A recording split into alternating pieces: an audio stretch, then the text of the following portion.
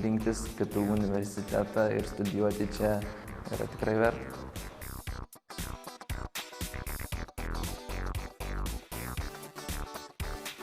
Atsinaujinančios energetikos studijose pirmiausia tai mokoma apie elektros energetikos sistemą. Paskui žmonės susipažįsta su atsinaujinančios energetikos šaltiniais, generavimo šaltiniais. O trečia pakopa tai yra kaip sujungti esamą energetikos sistemą ir atsinaujinančios energijos šaltinius kartu. Nesenai gavome naują vertikalios ašies vėjo elektrinę, kurią mes ruošiamės pastatyti ant mūsų šios laboratorijos stogo. Jinai bus skirta tyrimams ir bandymams, kurie atlikinės ir mūsų moksliniai darbuotojai ir kartu su studentais. Taip pat studentai bus supažindinami su šio tipo vėjo elektrinių privalumais ir be abejo trūkumais.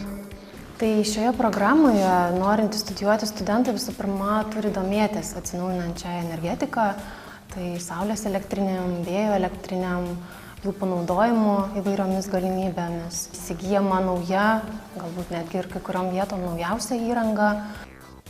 Man pasiūlė stoti į šią specialybę vieną iš katedros darbuotojų tuo metu.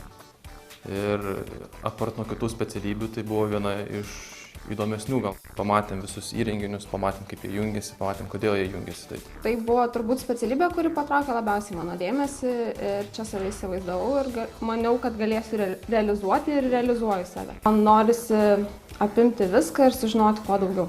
Negalėčiau pasakyti, kad yra sunku mokytis. Jeigu tau tai patinka, tai laiko negaila nei mokslam, nei niekam. Paklausęs dėstytojo, tu visada gausi atsakymą. Bendravimas, ta prasme, yra paprastas, galima sakyti, šiltas, jeigu taip įvardinti. Baigiamojo bakalauro darbo tema buvo biodujų elektrinės prijungimas prie pastatas.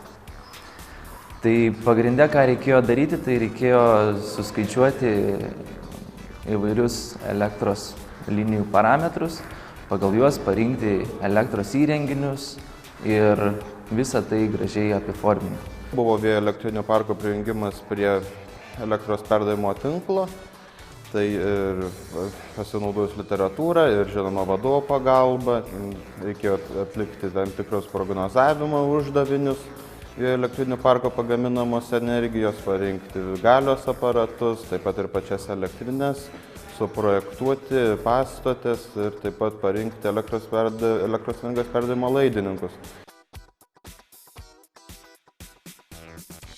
Vystydami bet kokį elektros energetikos verslą, sakykime, tai ar būtų atsinaujinančios, ar bet kokios kitos energijos rūšis, rasti energetiką ir šiai dienai norinti dirbti ir netgi tikriausiai nenorinti dirbti, o apskritai ta situacija, kad jų nėra.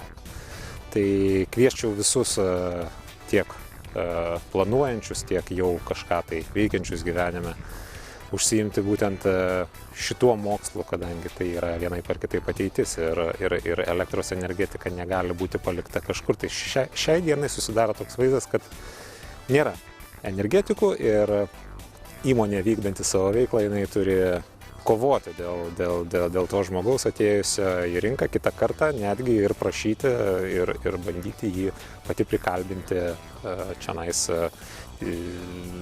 studijuoti.